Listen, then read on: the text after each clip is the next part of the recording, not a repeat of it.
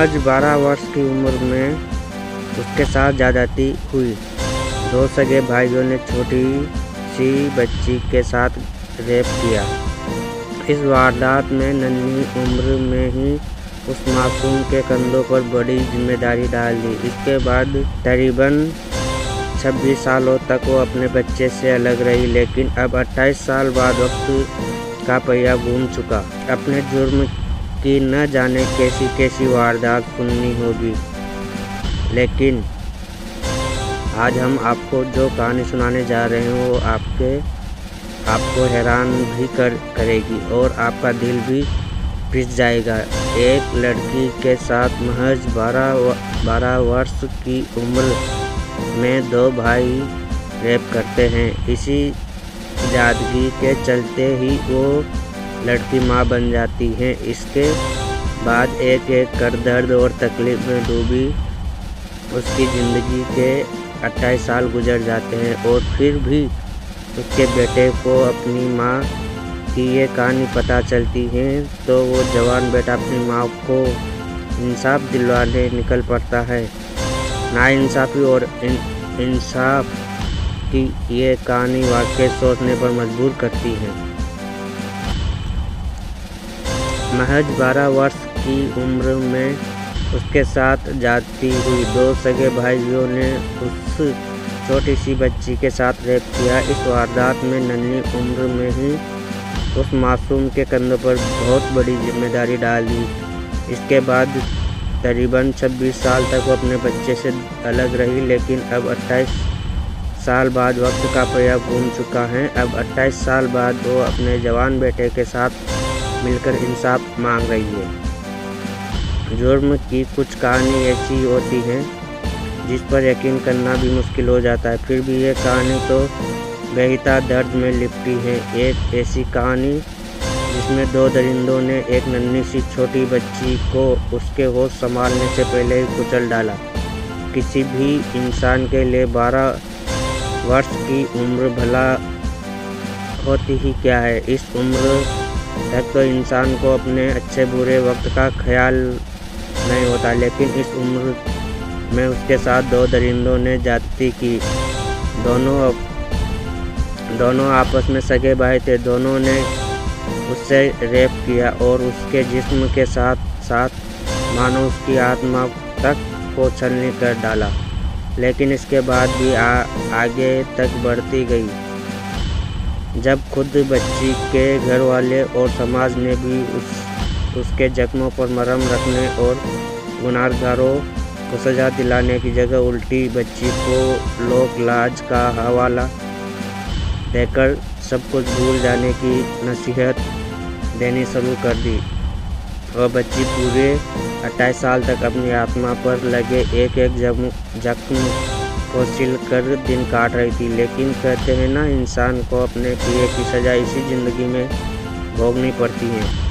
तो जिन लोगों ने बच्ची के साथ 28 साल पहले ज़्यादती की थी, अब उनके काले अतीत ने उन्हें गुनाहों का हिसाब करना शुरू कर दिया। कानून उन दोनों दरिंदों को उसके लिए किए गई सज़ा देने जा रहा था। इस चोट खाने वाली कहानी की शुरुआत होती है 1994 से, जब उत्तर प्रदेश के शाहजहाँपुर में रहने वाली ये बच्ची अपने दीदी और अपने बहनों के घर रहने के लिए गई थी। दीदी स्कूल टीचर थी और बहनों भी सरकारी नौकरी में थे, लेकिन जैसे ही दोनों अपने अपने काम के सिलसिले से घर से बाहर निकलते हैं, उसी उनके घर के करीब रहने वाले 2 सगे भाई उनके घर में घुस आते हैं और उस छोटी सी बच्ची के साथ रेप करते हैं। कहने की ज़रूरत नहीं है कि इस अजीब, अप्रत्याशित और घिनौनी वारदात ने 12 साल की उम्र की बच्ची को उन्हीं दिनों मानो जीते जी मार डाला। लेकिन इस उम्र में ये रेप भी जैसे काफ़ी नहीं था।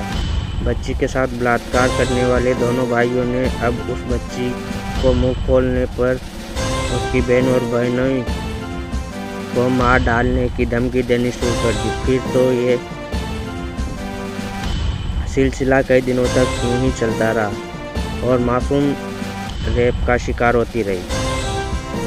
हालात ये हुई कि बच्ची रेप की वजह से प्रेग्नेंट हो गई।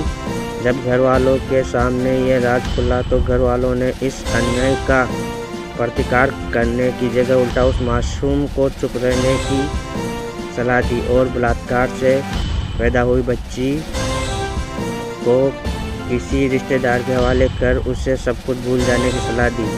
वक्त गुजरा, दिल के जख्म जैसे तैसे रहे, लेकिन परिवार ने खुद को सब कुछ भूल जाने का धोखा देते हुए 2000 में उसकी शादी करवा दी।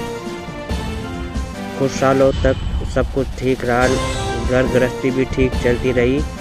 उधर मासूम का बेटा अपने रिश्तेदार के घर पलने लगा, बड़ा होने लगा। मगर ऐसी कहानियाँ कहाँ छिपती हैं।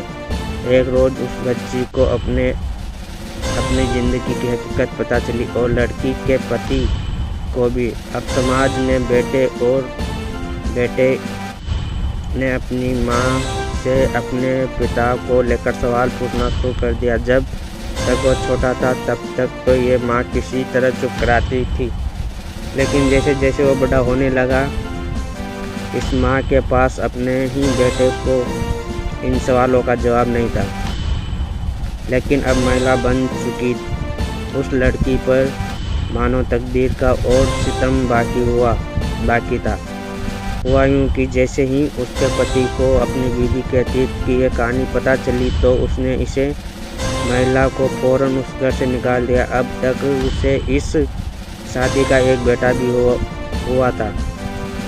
एक बार फिर वो अब इस दुनिया में शादी से पैदा हुए अपने नन्हे से बेटे के साथ अकेली पड़ गई। लेकिन अब उसका बड़ा बेटा अपनी माँ को उसके साथ हुई ज्यादती का इंसाफ दिलाने के लिए आखड़ा हो चुका था। बेटे ने माँ से उनके गुनाहगारों को सज़ा दिलाने के लिए लड़ाई लड़ने की बात कही और इस लड़ाई में उसका साथ देने का वादा किया।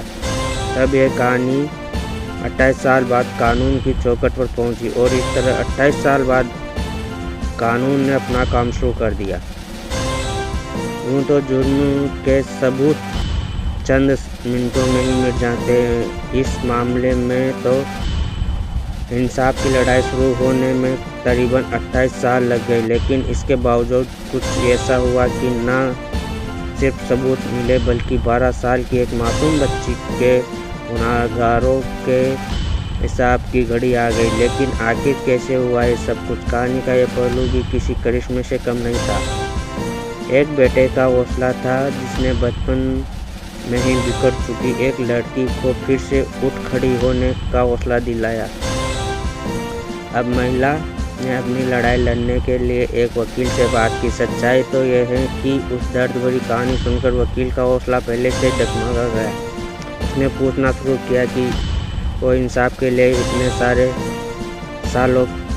इतने सालों के बाद सामने आई हैं। अब इतने दिनों के बाद वो सबूत कहाँ से लाएगी, अदालत में मुजरिम कैसे साबित होगा, वगैरह वगैरह।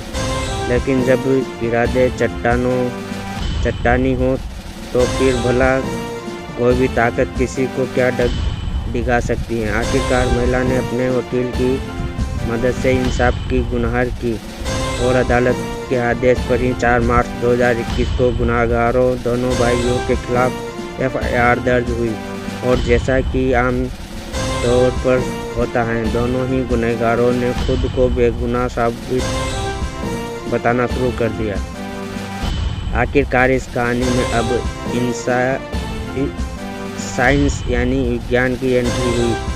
रेप की बात साबित करने के साथ साथ महिला के छोटे बेटे के असली पिता का पता करने के लिए अदालत ने दोनों आरोपियों को DNA जांच का हुक्म दिया। इस मामले के दोनों आरोपियों के DNA सैंपल लिए गए और सच्चाई सामने आ गई। बड़े भाई यानी रेप के मुजरिम नंबर 1 न कि असन उर्फ ब्लडी का DNA इस महिला के बेटे से मैच कर गया। यानी अदालत के फैसले से पहले ही यह बात तकरीबन साबित हो गई कि इस महिला ने अब से कोई 27 साल पहले जिस बच्चे को जन्म दिया था उसका बाप न कि हसन ही हैं, जिसने तब इस महिला से ज़्यादती की थी। चूँकि इस मामले में नकी असीम के साथ साथ उसके छोटे भाई रजी उसीम पर भी इल्ज़ाम है, पुलिस ने दोनों की गिरफ्तारी के लिए विधाई शुरू कर दी। लेकिन सितम देखिए कि इतना होने के बावजूद पुलिस अब तक रजी हुसन को ही पकड़ सकी है, जबकि रेप का मुजरिम नंबर 1 नकी उसीम फिलहाल फरार है। जाहिर है कि इस महिला की कहानी बेतहाशा दर्द और तकलीफ से भरी हुई सही, लेकिन ये अगणित पीड़ित और सताई हुई लड़कियों के लिए हौसले की एक ऐसी मिसाल है जो सालों साल पीड़ित इंसानियत को संभल कर बनेगी।